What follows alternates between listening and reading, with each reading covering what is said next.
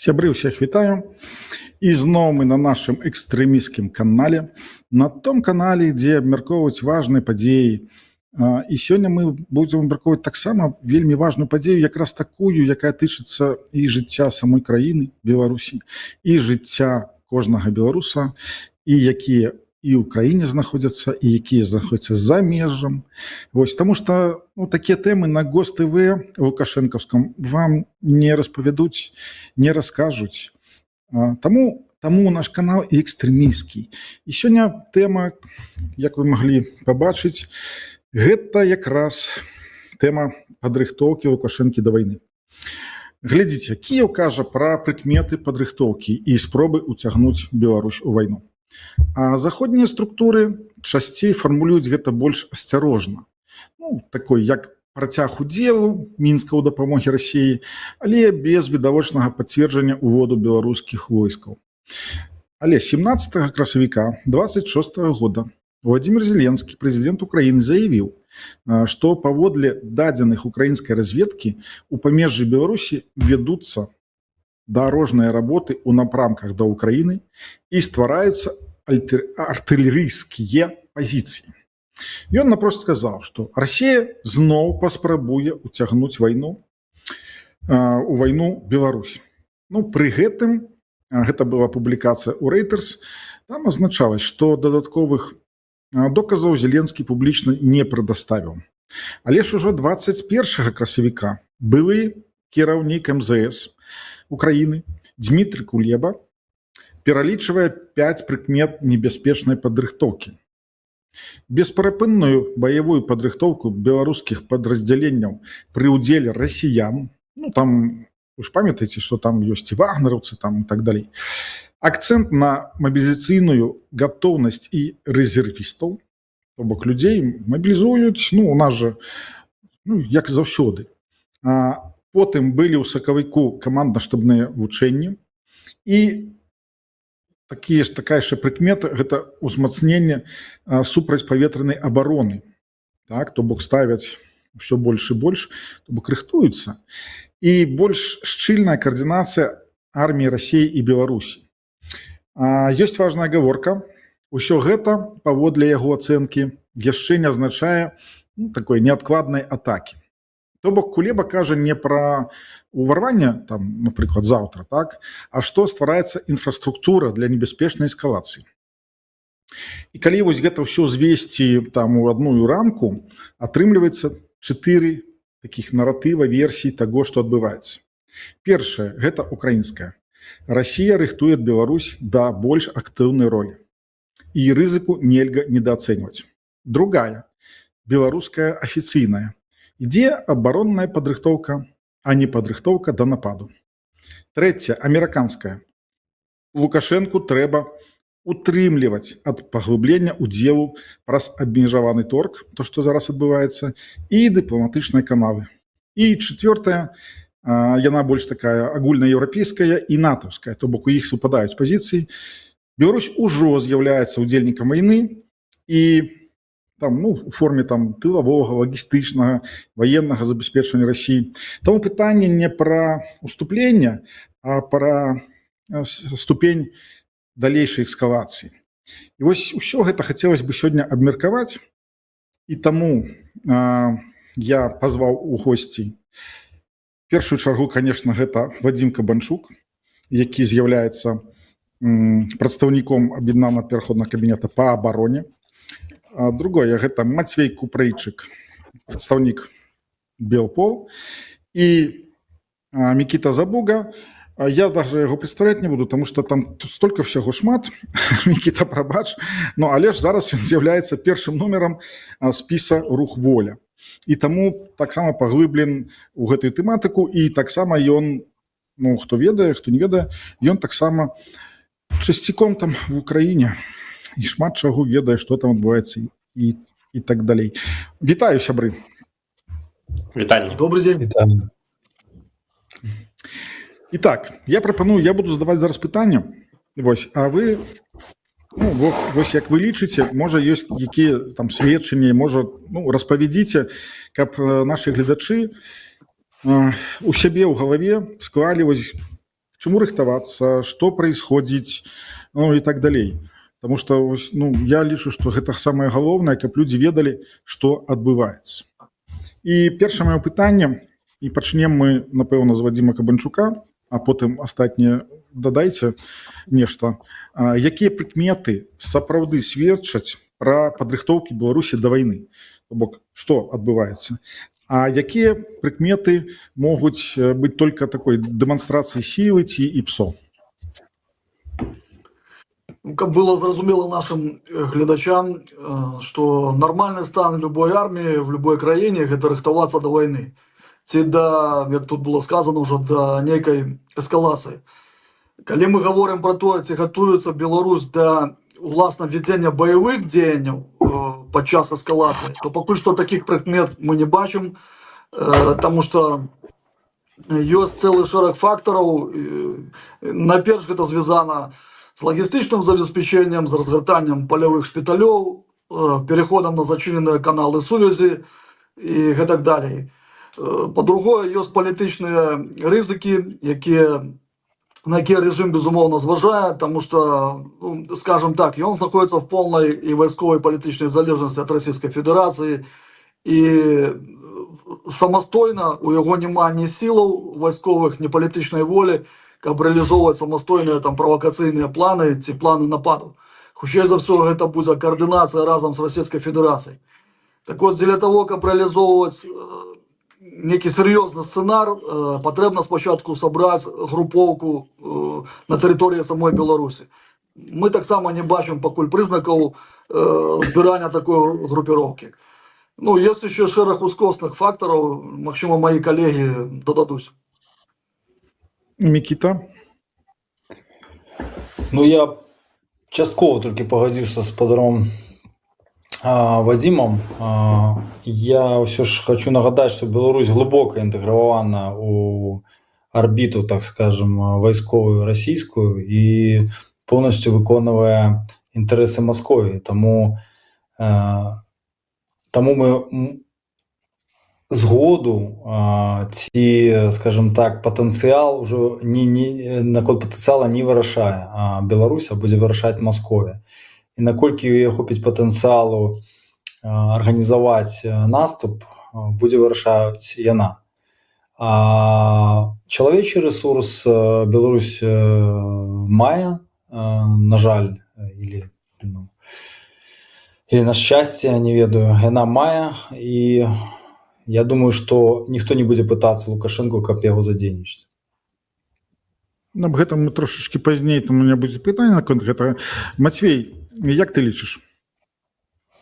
Я тут таксама часткова пагаджуся, часткова не пагаджуся. Вельмі важнымі прыкметамі зараз з'яўляецца тое, што лукашэнкаўскія рэжымнікі, можна так сказаць, так званыя дэпутаты ухвалілі новае палажэнне аб мабілізацыі і аб браніраванні грамадзянскага персаналу на прадпрыемствах. 40% з гэтых працаўнікоў будуць толькі забраніраваныя дзеля выканання госзаказа, калі у вайсковы час. Яны ўвялі вельмі шмат розных тэрмінаў у заканадаўстве Рэспублікі Беларусь. Напрыклад, спецыяльная вайсковая аперацыя, такой тэрмін ужо з'явіўся ў беларускім заканадаўстве. І шмат вельмі чаго яшчэ яны дадаюць у гэтым плане. Таксама мабілізацыя дзяцінства ідзе, мілітарызацыя дзяцінства ідзе вельмі хуткімі тэмпамі. Яны ствараюць новыя лагеры для дзяцей вайскова-патрыятычныя, як яны іх называюць, але ж мы разумеем, да каго яны павінны ставіцца як патрыёты у нынешняй лукашэнкаўскай Беларусі і так далей. Вельмі шмат прыкметаў таго, што яны рыхтуюцца да гэтага. Але так, і гэта была частка, у якой я не згаджуся з Вадзімом. Але ж другая частка, там, дзе я пагаджуся, гэта ў тым, што на дадзены момант мы не бачым канкрэтна, што беларускія войскі могуць самастойна пайсці ў наступ ці ў напрамку балтыйскіх краінаў, ці ў напрамку Украіны. І мы лічым, і нашы эксперты лічаць, што Беларусь хутчэй за ўсё будзе выкарыстана як армія падтрымкі, якая будзе абараняць фланг расійскіх войскаў. У меня такое питание одразу Я, возникло. я ще хотів додати, так. спадар Олександр, тут же ж треба глядіти, які мети і задачі ставить агресори, розумієте? Коли ми кажемо, там, наприклад, про некое хуткое утягивание, там, некие обмежованные діяння, да, там, некие диверсії, то тут і 2-7 дней хопить, розумієте, як уже готові частки задейничать в этом. Калі мы кажам, напрыклад, там ужо за паўнавартасную паўнамаштабную вайну, тут так, тут ужо пры налічы гэтых рэзерваў, ну, трэба 2 месяцы, але ўсё роўна у сённяшнім часе сённяшнімі тэхналогіямі 2 месяца гэта ні пра што, а ўсё сведчыць пра то, што назапашванне ідзе. У меня такое питание. Ну, я ж не специалист. Вось. Колькі патрэбна часу, каб создать хутка вось такую, ну, такую групоўку, про якую ідзе рэч, якая можа там совершить там вторжение там ці яшчэ нешта, ці подцягнуць з России, напрыклад. І вось у Беларусі з'явились іншыя падроздзелы розныя. Прыблізна вось наколькі павялічваць войска Беларусі? Вадим. Ну, мы памятаем 21-22 год, калі яны акумулировали групоўку, месяцамі збіралі под прыкрыццём вайсковых вучэнняў, якія ўвесь час продолживались. І гэта было вельмі заўважна.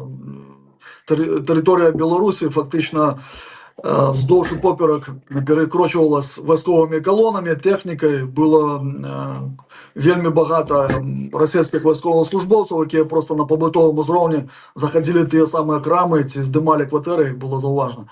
Таму мы гэта побачым, каб сканцэнтраваць групоўку в некалькі десяткаў тысяч пры сучасных сродках назірання, выведкі, таемна зрабіць гэта немагчыма.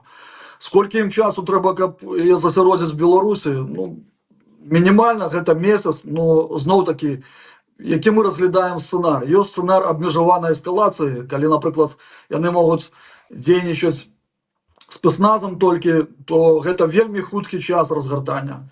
У спецназа гэта могуць быць лічаныя дні, можа нават гадзіны, калі спецназ будзе задзейнічаны беларускі. Зноў-такі я кажу, што мы ж не ведаем адносна каго яны плануюць правакацыі. Гэта можа быць краіны НАТО, можа быць Украіна. Тут я пагажуся з Матвеем, што пры любых сцэнарах беларускай арміі хутчэй за ўсё адвозіцца другасная роля в плане того, што она недастаткова надзейная, не мае баявога досведу, не мае лаяльнасці палітычнай дастатковай. І хутчэй за ўсё яны будуць выступаць як войскі прыкрыцця. Тут пытанне, ці будуць яны прыкрываць фланг, а магчыма тыл, залежыць ад накірункі удара. Калі гэта будзе, напрыклад, Польша, то так, гэта фланг, калі гэта краіны Балтыі, то гэта ўжо фактычна тыл. Ім трэба будзе прыкрываць. Дякую. Так, у меня тут питання з чату, я быстренько откажу. Значить, магчыма спікерам задаваць пытанні ў эфіры. Так, магчыма задаваць пытанні, але ж па тэме. Не па бульбасрачу, а непасрэдна па тэме, на якую мы сёння размаўляем, абмяркоўваем. Значить, другое пытанне. Ну, понятно, что Лукашенко не уступіць у вайну без загада, там, падтрымкі Пуціна, гэта понятно. Но зараз расійская эканоміка знаходіцца ў крызісе. Расійская армія, яна завязвала в Украіне, і справы там такія, як бы перастала асобна там прадвігацца, і вялікія патэры, і так далей. Ці магчыма у такіх, пры гэтых умовах, вось гэты напад, там далейшая эскалацыя і ўступленне ў вайну, ну, напрыклад, з тым же НАТО там, ці еўразвязам. Мікіта, прапаную начаць вось з цябе зараз. Ну, глядзіце, я яшчэ раз пачну. Трэба глядзець задачы. Якія задачы ставіць перад сабой Расія, Добра, якія можа паставіць? Якія можа паставіць задачы? Задачи дестабилизации, перш за ўсё, на отвлечение менавіта на заходні накірунак, прыпынення частковае прыпыненне дапамогі ўкраіне. То бок, калі мы кажам, напрыклад, за кшталту дыверсіі, то давайте так па шчырасці гаварыць, пры ўсёй павагі да літоўскай арміі, толькі вот на нашым напрамку, на запарыжскім, дзе я служыў і буду працягваць служыць, толькі па 70 000 з абоіх старон. То бок людзей, якія дасведчаныя, які не першы год ваююць. Армія Літвы гэта было 16 000, я не ведаю колькі зараз, там з тэробаронай, калі гледачы. Но то бок гэта групоўка, яна па факту зойдзе як нож у масла. І для іх, я думаю, не праблема захапіць пэўныя там тэрыторыі, утрымаць ужо, гэта іншае пытанне, але захапіць яны дакладна змогуць. Таму сітуацыя насамрэч не такая лёгкая. І я бачу, што гэта вельмі рэалістычна, прытом у бліжэйшы час. Нема сумневу, што гэта пуцінская Расія, яна не адкажацца ад сваіх мэтаў, яна будзе назапашваць сілы і працягваць гэтую эскалацыю, таму што няма іншага варыянта. Імперія або яна ваюе, або яна распадаецца. Таму у Пуціна такі цумсван, ён будзе працягваць эскалацыю. Пытанне толькі калі гэта адбудзецца. Яшчэ раз пытанне. То бок наконт эканомікі расійскай гэта ніяк не паўплывае? Гэта як у тым анекдоце, ведаеце. А што мы будзем, калі ў таты заробак знізіўся, і тата прыйшоў, сказаў: у меня знізіўся заробак. І дзеці кажуць: жонка, а ты будешь меньше піць? Нет, просто вы будете меньше есть. Таму Расія паказвае, што ёй чалавечы рэсурс, кошт чалавечага рэсурса вельмі нізкі. Ён, на жаль, вялікі, і просто я яшчэ падкрэсліваю, гэта пытанне часу, калі ён будзе скіраваны на другую фазу, на агрэсію.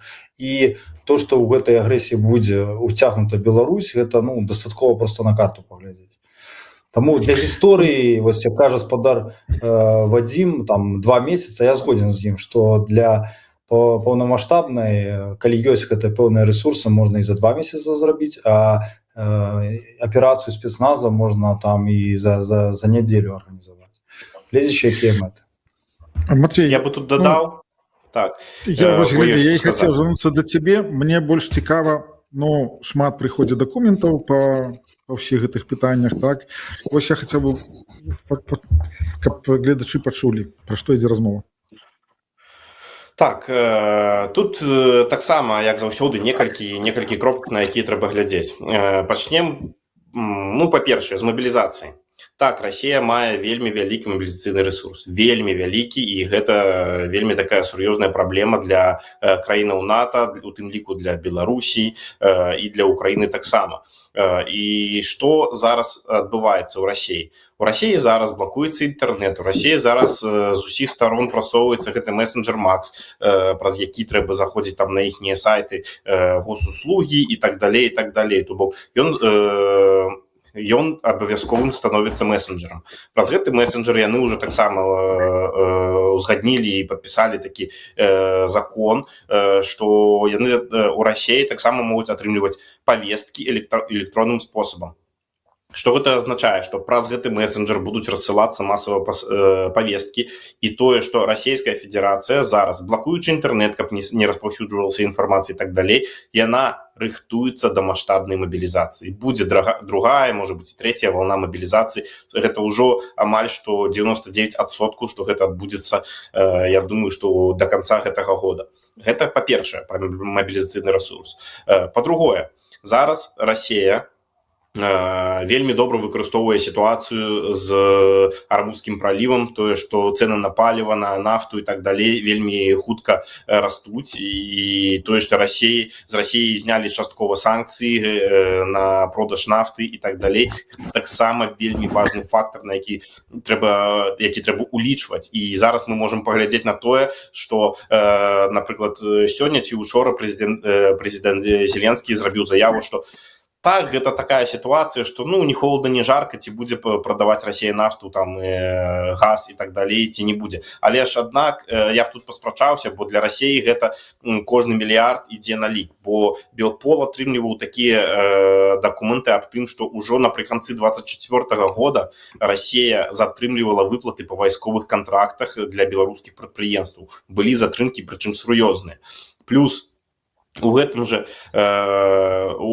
полі можна разглядаць такое пытанне, што калі санкцыі білі па банках, было вельмі складана рабіць аплаты за розныя прадукты і так далей. Яны вазілі грошы наяўнымі у мяшках там з-пад картоплі, можна так сказаць.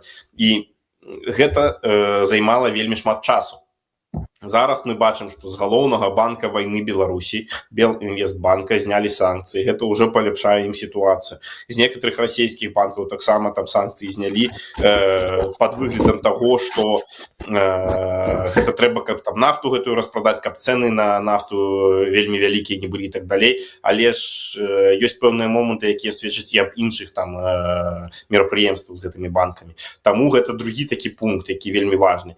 І трэцяе, што я лічу вельмі важна, гэта беларуская тэрыторыя. Зараз Украіна не б'е па беларускай тэрыторыі, яна не абстрэльвае там ні дроны, не запускае нічога. І Пуцін ведае, што на тэрыторыі Беларусі можна падрыхтавацца загадзя да розных актыўнасцяў, як у напрамку балтыйскіх краін, так і ў напрамку Украіны. Таму вельмі шмат усяго, што трэба зараз ведаць і кантраляваць. Вадим?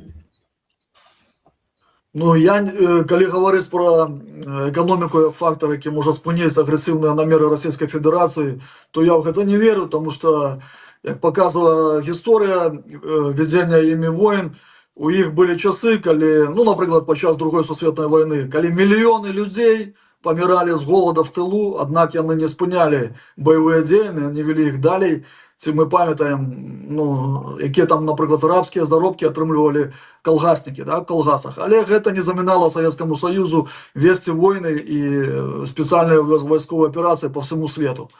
Таму я згоден з калегамі, што яны будуць тут выціскаць все апошняе, і калі пагроза будзе такого характару, напрыклад, выглядзе моцнай правакацыі, якую таксама яны майстры рабіць. Напрыклад, калі там пачыналі войны супраць Фінляндіі, тыя самыя чеченскія войны, просто там падрывалі свае ўласныя будынкі са сваімі жыхарамі, ці там майніцкі інцыдэнт устраивалі, то в выглядзе такой правакацыі грамадства расійскае будзе мабілізавана, і на нейкі час оно просто забудзе пра эканамічныя цяжкасці, і пад марш прощання славянкі будуць грузіцца в эшелоны і ехаць на фронт. Я б яшчэ хацеў дадаць калег напрыканцы, што для беларускіх вайскоўцаў вельмі добрым прыкладам удзела ў імперскай гэтай гульні з'яўляецца насельніцтва, менавіта мужское насельніцтва Донбаса, ЛНР, так і ДНР. Шановныя, а дзе гэтыя добраахвотнікі, гэтыя камбанёры, шахцёры? Іх няма, таму што Расія першымі іх кінула на сцёрку і засяліла ясна, што сваімі. Таму, вайскоўцы, беларусы, задумайцеся. Вы першыя будзеце браць лесапасадку, вы першыя будзеце высланы на штурм. Яны сваіх не жалеюць, разумееце? А беларусы, для іх гэта ўвогуле смецце. Таму падумайце перш, чым падтрымліваць гэту імперскую пыху. Мікіта, да цябе пытанне з чатам. Ці не прапаў настрой у нашых ваяроў на вызваленне Беларусі? Як ты лічыш? Ну, глядзіце, ваяры розныя, это як бы срэз грамадства нашага, да. Канешне, нема такой задора, як это было ў 2020 годзе, калі тысячы беларусаў стаялі ў чарзе, каб зайсці на кантракт і так далей. Ёсць пэўнае разочараванне, але яно мне зразумелае чаму. Таму першае гэта і самае галоўнае, што мы ведаем, як гэта пераадолець. Вось каманда ведае, як гэта пераадолець. Першае гэта разочараванне, звязанае з адсутнасцю нацыянальнага складніка ў падроздзелах, то бок это поўная 100% падпарадкаванасць сержантам і афіцэрам Украіны. Мы разумеем, што выконваем украінскія місіі і так далей, але адсутнасць аўтаноміі, она, канешне, вельмі дэматывуе, скажем так. Мы не можем збіць свой кулак, нас, скажем так, посылают на стёрки, мы не можем разом рыхтавацца ў полігонах, планаваць аперацыі. Другая гэта праблема роста. То бок роста абсалютна няма. На жаль, за 12 год мы не падрыхтавалі ніводнага афіцэра на тэрыторыі Украіны, у адрозненні ад Расіі, дзе там нават я, будучи курсантам, помню, у нас з Прыднестроўя вучылася 5 чалавек. З этой непрызнанай рэспублікі яны таксама атрымалі афіцэраў і паехалі там служыць у сваё Прыднестроўе, это непрызнаную рэспубліку.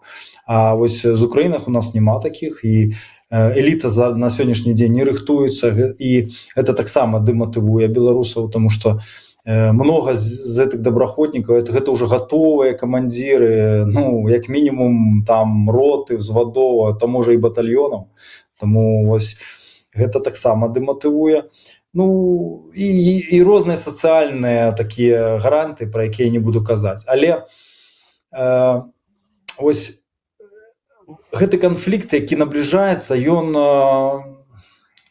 як сказаць, спіраль вельмі хутка закручваецца. Таму надзея з'яўляецца на то, што гэта атрымае палітычнае прызнанне, гэта перарасце ў агульнанацыянальны рух, дзе мы зможам зрабіць касцяк менавіта беларускай вызвольнай арміі, у якую увойдуць усе падроздзелы, парамілітарныя арганізацыі, і нарэшце мы вызволім Беларусь. Дякую. Тому що я сподіваюся, що кожного добраахвотника, я трохи доповню, мета кожного добраахвотника, який прийшов в Україну, допомагати Україні, це раз, але ми всі розуміємо, що наша війна напереді. Тобто наша мета канчаткова – це визволяти Білорусь. І коли ми бачимо, що гэта мета аддаляецца, ну, конечно, гэта вызывае такую пэўную, не то што закалпочанасць, а дэмаралізуе. Але прыходзіць новы дзень, новае святло, новая надзея, і мы працягваем бароцца. Дякую. Так, пытанне далей. Я спадзяюсь, што адказ получым таго, хто напісаў у чаце, таму пішыце яшчэ пытанне. Значыць, вось мне цікава, наколькі Лукашенко захоўвае свабоду манеўру. Ну, вось на палітычную, канешне, ён там недзе пытаецца захаваць. То бок ён сядзіць на троне і сядзіць пакуль што. А вось у ваенных пытаннях. І ці можа ён у крытычны момант, калі яму там з Масквы там патэлефануюць і скажуць, ну всё, пайшоў. Вось. Ці можа ён адмовіцца, сказаць, да не, ну вас нафиг, я вось з Амерыкай, у меня все добра, і я хачу ў Европу. Пачнем з Мацвея. Ну, это я лічу, што на дадзены момант, на дадзены дзень гэта вельмі простае пытанне, таму што мы бачым, што, напрыклад, Пуцін не дазволіў Лукашэнку ляцець у Штаты. Калі там запрасіў яшчэ раз, потым асобна Трамп яшчэ раз запрасіў, ён таксама не паляцеў у хуткім часе, такі візіт не адбыўся, і мы разумеем, што ну, Пуцін дае каманды, бо самалёт з Лукашэнкам можа вельмі хутка вертыкальна прыземліцца на тэрыторыі Расіі, калі будзе там ляцець на чарговую сустрэчу з яго там не ведаю партнерам ці хто ён там яму з'яўляецца, і будзе потым будзем чытаць заяву аб тым, што невядомы украінскі дрон збіў самалёт з Лукашэнкам на тэрыторыі Расіі. Вось такі можа быць сцэнар. Аднак трэба дадаць тут, што вайсковы суверэнітэт Рэспублікі Беларусь быў страчаны 24 лютага 2022 года.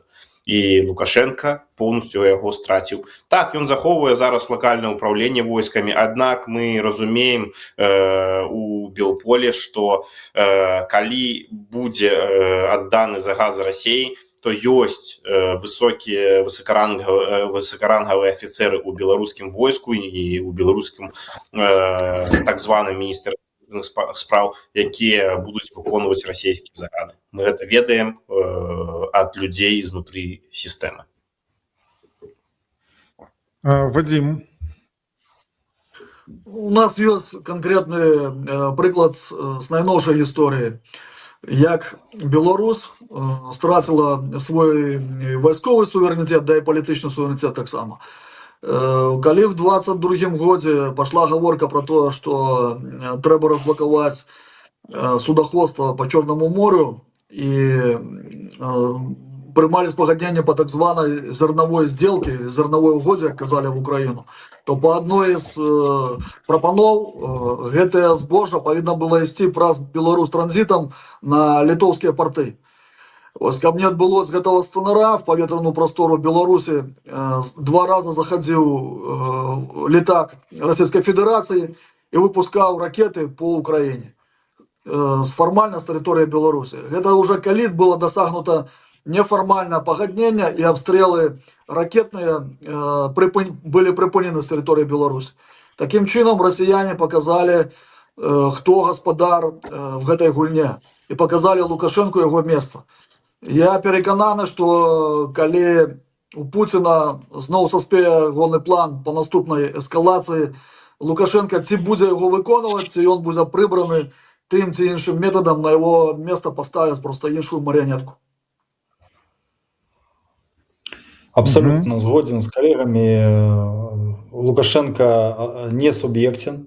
То бок, так, у яго ёсць часовы ярлык на княжанне, так это назовем, ад монгольскага хана, але гэта ўсё часова. І мы разумеем, вот, вяртаючыся до таго пытання, конечно, тут лепш бы по добраахвотнікам сказаў бы спадар Вадим, бо ён быў і замкамандзірам палка, і служыў доўгі час і ў АТО, таму ён лепш ведае і разумее гэта настрой добраахвотнікаў. Але што хочу падкрэсліць, што ось менавіта прыгатаванне афіцэраў вайсковай эліты, як лідараў, якія сёння прыгатоўлены ў пскоўскіх вучэльнях, омскіх, маскоўскіх, ось менавіта іхняе ўнутранае братэрства і іграе нам не на руку нацыянальным інтарэсам, разумееце, потому что з большасці гэтыя афіцэры яны заманкурчаны, тому яны, грубо кажучы, там зарусь абасрусь, і ось тут праблема. Нам не хапае вот сваіх элітаў, якія сёння трэба ўжо гатовіць было учора. Згоден. Так, пытанне з чата, я паспрабую яго трошечки перефразовать. Вадим, пытанне до тебе. Как привлечь структуру армии, ну, якой на самой рэчы и нема у нас, белорусов диаспоры? Многие отделяют себя, считая, что они журналисты, юристы, строители, они делают, что могут и не должны идти. Ну, то есть, я так понимаю, это питание, что, як вы лічыце, усе павінны ісці ў армію, ну, грубо кажучы, ці не ўсе, ці ёсць яшчэ такія накірункі, дзе таксама патрэбны людзі. Ну, можа, я не так понял, но але ж так. Калі мы говорим про стварэнне вызвольнай арміі в умовах эміграцыі, то, безумоўна, гэта будзе в основном добраахвотніцкая армія, тому что люди будут заходзіць по свайму уласнаму жаданню. У нас няма, як у дзяржаў, прамыслового механізма по агульнай мобілізацыі. Калі мы будзем ну, може бути такий сценар, що ми вже будемо в Білорусі, і у нас буде небезпека, ці, наприклад, протягнення війни далі, то, безумовно, там уже як держава, і ми будемо забезпечувати свої національні інтереси, свою безпеку, можливо, буде включатися механізм мобілізації. Але ж лепей, по відомому прислов'ю, кормити власну армію, чим чужую. Тому білоруси, вони фактично нічим не відрізняються від інших країн в Європі. У нас прикладно такий самий відсоток пасіонарів, які в випадок небезпеки долучаться до визвольної армії. Я в этом переконаний. Ми це побачили по 22-му годі, коли просто тисячі заявок висели в полк Калиновського, просто ми не поспівали їх опрацювати, сходячи з різних там умов. Ну і приклад такий, от в Україні я в перший день війни заїжджав в Київ, ось, я бачив колони, ну, десь на десятки кілометрів, які розтягнулись людей, які утікали від війни. Але в той же час у мене шмат знайомих, які готові були дати хабар, щоб потрапити у підрозділення, де була зброя. Люди просили просто дайте автомат. І ми ведаємо, що в столиці України і в інших містах України просто роздавали зброю з колес, і люди узбраивались, йшли в тероборону, створали самі блокпости. Зараз, коли їдеш по Україні, ти бачиш, що кожне більш-менш велике село виставило по кілька блокпостів. Ну, на в'їзді, на виїзді, коли кілька дорог, то на всіх виїздах з дорог. Це свідчить про те, що країна, громадяни, вони просто рихтували здавати відпор агресору, і їм формально вже навіть і держава була не потрібна, бо багато кого в Україні з былих атошників і просто на запасливих людей було на руках, скажімо так, весомі железні аргументи, як зустріти окупанта. Я б добавив господара Вадима, я до кожного слова долучаюся, що, але відказуючи на ваше питання, ці потрібно, що люди роблять свою справу. Так, люди роблять свою справу. Ми не можемо примушати людей брати у руки зброю, і до цього не всі готові, це зрозуміло, але долучитися до національного супротиву, щоб виратувати нашу незалежність, яка знаходиться, ну, давайте по щирості, у вельми таким, ну, серйозній небезпеці. Кожен обов'язаний. І, розумієте, громадянин – це ж не тільки за те, які у тебе прави, це ж і за обов'язки. Ось. Тому, так, ми ведаємо, що шмат пасіонарів засталося і внутрі Білорусі, і з тих, які були видавлені. Тобто любві з 20-го года до режиму не з'явилося. То, що вони закатали в асфальт эту ненависть, це не значить, що вона не вибухне. І саме головне в цьому всім, що ми повинні сьогодні до цього готуватися. Ми сьогодні повинні готуватися на завтра. І у чим проблема у того ж самого журналіста, який каже, я там не можу прийняти уділ і так далі, що, по-перше, нам не вистачає легалізації. Тобто у той же самой Польше легализации того, чтобы человек мог пройти обучение. І або він мог би поїхати, наприклад, на наш білоруський полігон в Україні і пройти це обучення так само. Ось тут політикам треба шмат працювати, щоб це отримати, ці кропки уваходу. Матвей, ти згоден з Микитой? Так, я лічу, що люди, які, наприклад, мають громадянські спеціальності і так далі, треба рихтуватися у будь-якому випадку. По-перше, коли ви чуєте таке слово, назву, армія, гэта не заўсёды праца з аўтаматам, гэта не заўсёды праца там на фронте і так далей. Вельмі шмат спецыялістаў патрабуецца і ў тылу, і ў выведкі, і ў контрвыведкі і так далей. Бо калі мы кажам пра агульнанацыянальны супраціў, калі мы кажам пра беларускую вызвольную армію, гэта дакладна паўнацэнная структура, якая павінна мець розныя падроздзелы, якія будуць выконваць розныя задачы. хтосьці павінен займацца мабілізацыяй, хтосьці павінен займацца, напрыклад, падрыхтоўкай там складоў зброі і так далей, хтосьці павінен так трымаць аўтамат у руках, але ж у той же самы момант трэба ведаць, што у пэўны момант беларус павінен бараніць сваю зямлю. Дякую. Дякую, спадар. Я толькі коротко хотел бы дополнить, выбачайце, что я тут занимаю шмат эфира.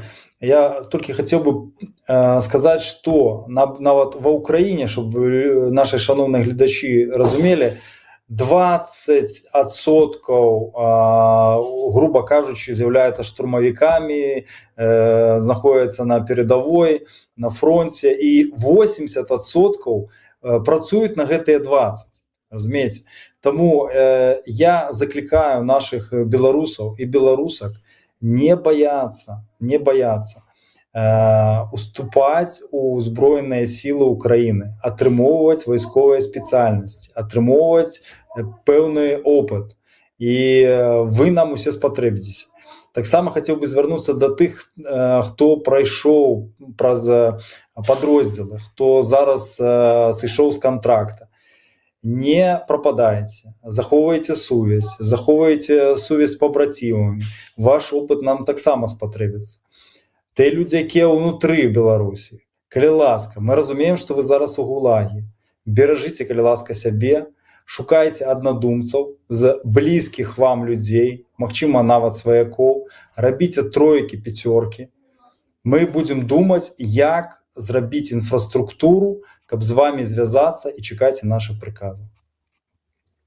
Таксама, конечно, до вайскоўцаў трэба звярнуцца. Ты офіцер, так, Никита, мы зараз пытанне, так, зараз давай на пытанне мы адкажам, і каб вайскоўцы таксама пабачылі гэтыя адказы і падумалі сваёй галавой.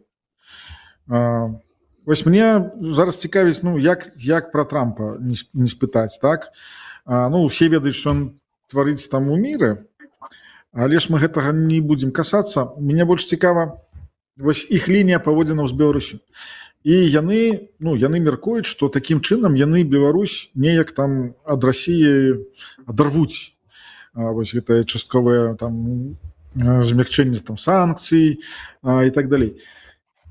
Так вось, як вы лічыце, Трамп робіць, ці яго каманда, Трамп мае рацыю, ці гэта ніяк не паспрыяе на Лукашэнку, вось тое, што яны робяць, і неяк адцягне яго ад Расіі, там Трамп, ці не адцягне, як вы лічыце?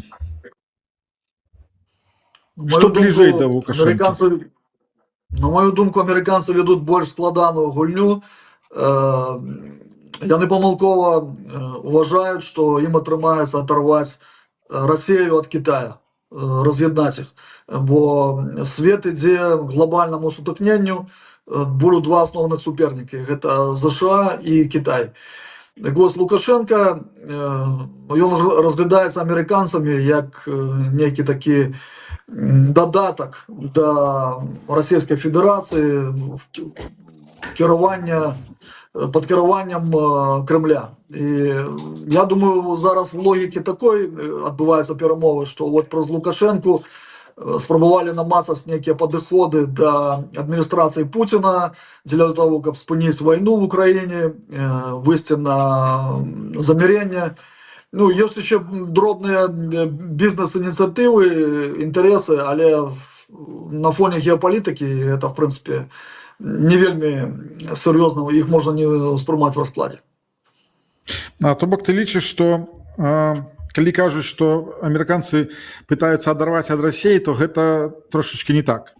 То бок у іх іншыя зараз інтарэсы. Я думаю, што адміністрацыя Трампа, яна разглядае і Расію, і Беларусь, як саюзную дзяржаву, і ім, в прынцыпе, трэба нівеліраваць уплыў Китая на две гэтыя краіны. Я не думаю, што іх стаіць задача адрыва Лукашэнкі ад Расіі. Матвей, як ты лічыш? Ну, мы зараз бачым трошки іншае. Мы бачым, што яны якраз такі спрабуюць адарваць Лукашэнку ад Расіі. У нас ёсць пэўная інфармацыя, якая не для эфіру, што якія яны захады там прымаюць і так далей. Але ж мы зараз бачым, што, напрыклад, многія кажуць, што санкцыі штурхаюць Беларусь у бок Расіі. Аднак гэта ж не так. Санкцыі гэта ўжо следства. Па-першае, Лукашенко нешта робіць. Ён робіць гэта неправильно, я бы так сказал, не згодна з правом і так далей, і таму за гэта ёсць пэўныя санкцыі. Таму сам Лукашенко ідзе ў Расію. Калі яны спрабуюць з ім гуляць у такую гульню, Лукашенко у гэтым профі. Ён 30 год трымаецца ва ўладзе. Ён уже не адзін раз абводзіў вокруг пальца сваіх, так бы мовіць, візаві з Еўропы, са Штатаў і так далей, калі ён ім прадаваў тавар у выглядзе палітзняволеных і гэтым самым выводзіў сябе з-пад ціску. І гэтым разам ён спрабуе гэта зрабіць яшчэ раз. І тут жа мы бачым ситуацию з Нежинским горно-обогатительным комбинатом. Мы бачым розныя ситуации з выкананнем расійскага госабаронзаказа. Мы бачым захады па вось гэтым таким сяброўскім адносінам паміж Трампом і Лукашенком. Таму ситуацыя складана, і я лічу, што Штаты ў гэтай гульні не выйграюць. Так, Мікіта, перад тым, каб ты пачаў сваю прамову, разважанне. А тут тебе в чате передают, что мы на земле готовы, только, конечно, кветок не хапая. Кветок, ну, у кропачках. А як ты лічиш? Будем думать.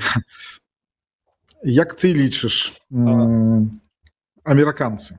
Что яны пытаются зрабіць? Глядзіце, какая ситуация. Ну, я вучыўся сам у Америке, я трошку разумею их менталітэт. І гэта нацыя, якая яна думае пра свае інтарэсы перш за ўсё. Давайте так, ну вот па шчырасці. Палізняволеныя,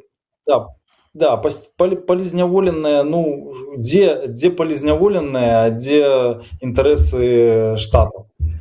Бок гэта дастаткова прагматычныя людзі, нават цынічныя. Мы можам згадаць вось это гістарычныя факты, калі яны ручкаліся, абнімаліся і з Саддам Хусейнам, і з Каддафі, і з Асадам, і з Януковичем. І такіх фактаў вот можна в Ютубе там просто сотнямі знайсці. І дзе зараз гэтыя людзі? Таму так яны глядзяць пэўныя інтарэсы. Я там далучаюся да слоў сваіх коллег, але давайте зробім, не трэба пераацэньваць сённяшнія адносіны з Лукашенко. Я думаю, што яны не разглядаюць яго таксама як суб'ект, яны разумеюць усю сітуацыю, якая адбываецца, і все будучыня пакажуць. Я не хочу спекуляваць, але я яшчэ раз нагадаю, гэтыя адносіны, гэтыя запанкі, яны нічого не каштуюць. Я так и не понял, пытается он оторвать ці не. Вадим кажа, что не, Матвей кажа, что пытается. Ну, час покажа, але ж, вось гляди, Микита, ты кажаш, что яны, ну, такие прагматычныя люди. Але зараз тое, что робіць Трамп, я прагматыкай, ну, не бачу там прагматыкі. Я не наконт Беларусі. Я ў свеце больш. Ну, халера яго ведае. Можа, ён такі вумны, чаго мы не даганяем. Ну, напрыклад, я не даганяю. Так, ну і давайте апошняе пытанне. Наколькі беларуская армія, там рэзерв, там сістэма мабілізацыі сапраўды гатовая да баявых дзеянняў? І як на рашэнне, ну, напрыклад, вось прымае Лукашенко рашэнне уступіць у вайну. Як гэта можа паўплываць на маральны стан вайскоўцаў і таксама на грамадства? Вось як вы лічыце, што адбудзецца? Ці пагадзяцца ваенныя і скажуць да, ура, і пабягуць? Ці грамадства гэта все праглоціць, таму што ідуць зачысткі і так далей? Што можа адбыцца у гэты момант? Мацвей, прапаную з цябе пачаць. Так, якраз сёння я пра гэта ўжо размаўляў у другім эфіры і прыводзіў лічбы. Што у нас ёсць, як у арганізацыі Белпол. Мы маем кантакты з пэўнымі вайсковымі на тэрыторыі Беларусі, якія зараз знаходзяцца. Мы маем вельмі шмат кантактаў з грамадзянскімі, якія зараз працуюць, у тым ліку і на вайсковых заводах, і на звычайных заводах і так далей. Што мы чуем ад грамадзянскіх? Вельмі шмат людзей кажуць, што хай яны толькі мяне мабілізуюць, я паверну аўтамат у адваротную сторону. Я вельмі на гэта спадзяюся, але разумею, што можа адбыцца насамрэч у Беларусі і што вельмі шмат у нашай краіне такіх людзей, як бы так бы казаць, памяркоўных. Таму не ведаю. Што наконт вайсковых? Наконт вайсковых у нас такая. Ёсць пэўныя падроздзелы на тэрыторыі Беларусі, якія яны ўжо зараз маюць жаданне пайсці ва ўкраіну, там, ваяваць, там усё гэтае. І вельмі так часта здараецца, што ў гэтых асобаў, напрыклад, у кабінетах вісяць расійскія імперскія сцягі, фатаграфіі, здымкі Пуціна і так далей. То бок у Беларусі ў кабінеце вісіць здымак Пуціна, а не Лукашэнкі, не іх там яго бацькі. То бок вось такой. Вось гэтыя людзі, яны вельмі жадаюць прыняць удзел у вайне.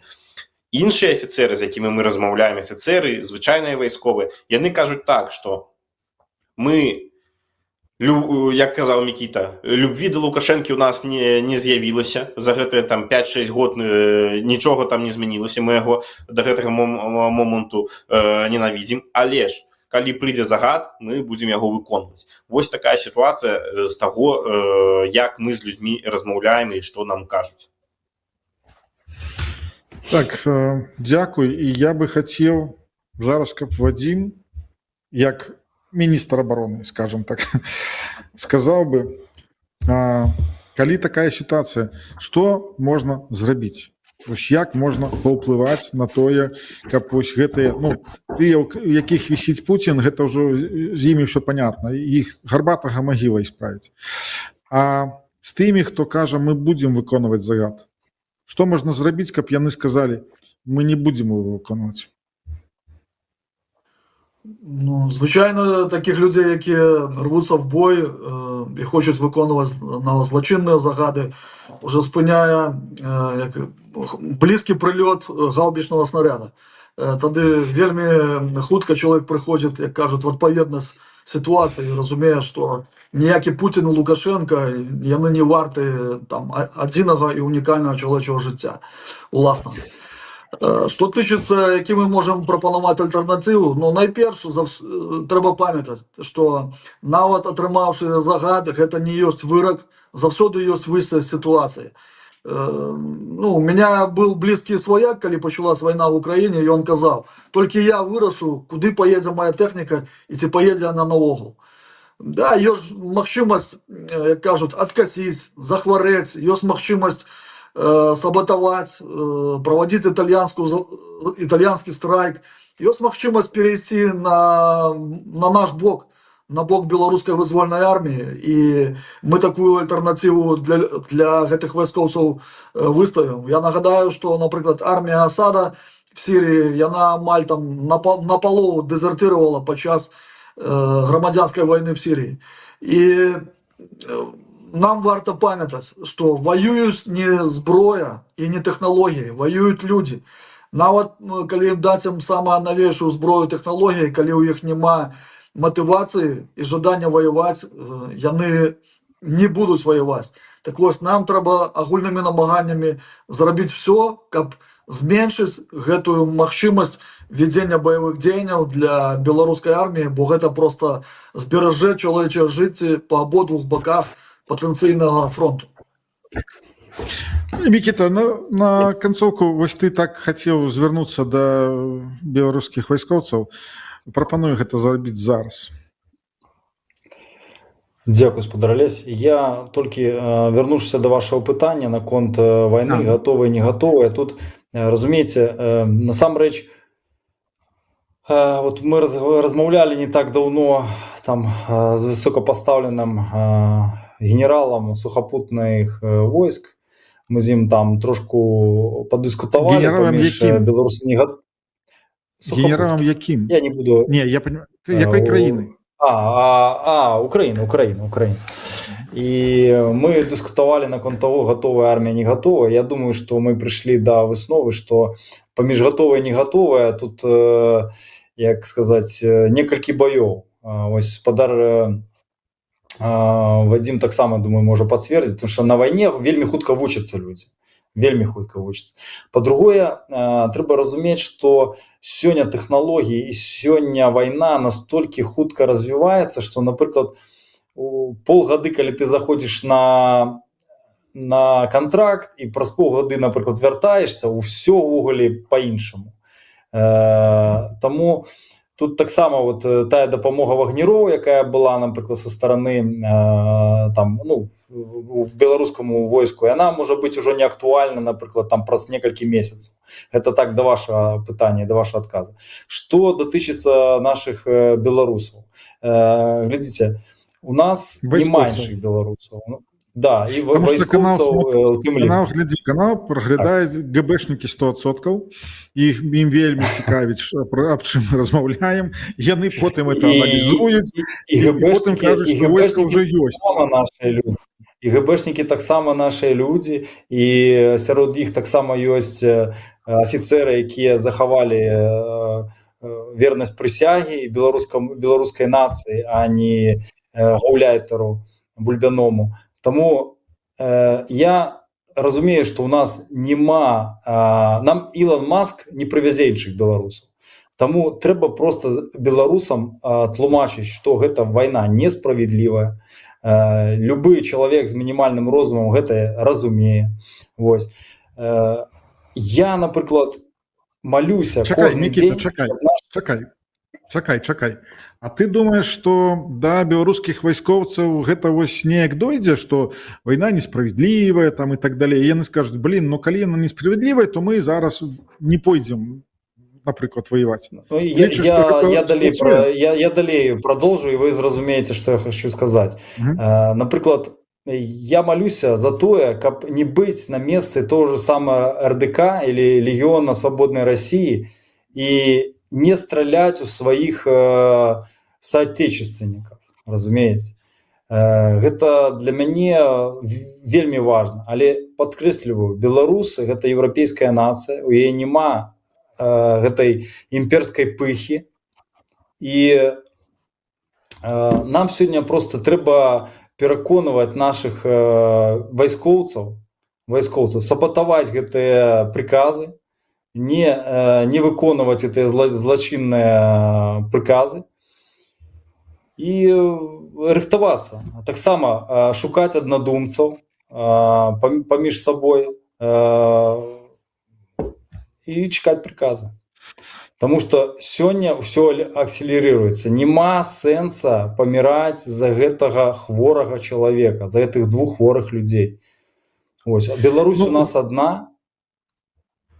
Вось якраз я і прапаную уже не в эфіры, а потым вырашыць вось гэта пытанне, якое нам, ну, як я лічу, што яно і складанае, і ў той жа час вельмі патрэбнае, гэта як паспрыяць на беларускіх вайскоўцаў, каб яны у случаі там чаго, яны, ну, не ўсе, але шмат хто перайшоў на бок. Спадар Алесь, я приоткрою занавес. Мы зараз размаўляем з палітыкамі украінскімі, каб арганізаваць рэкрутацыйныя цэнтры.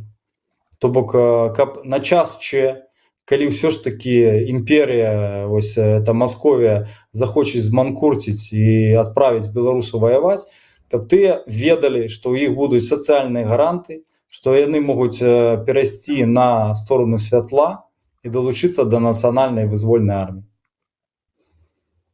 Дзякуй вялікі за размову, час наш скончыўся. Вялікі дзякуй, што далучылись. Вось, і я прапаную час парой ўсё ж такі збірацца ўмесце і вось па гэтай тэме абмяркоўваць, у каго ёсць якія дадзеныя, што змянілось, што ўхудшылось, што палепшылось там і так далей. А на сегодня, сябры, усім пакедава і жыве Беларусь. Жыве. Жыве. Вечна.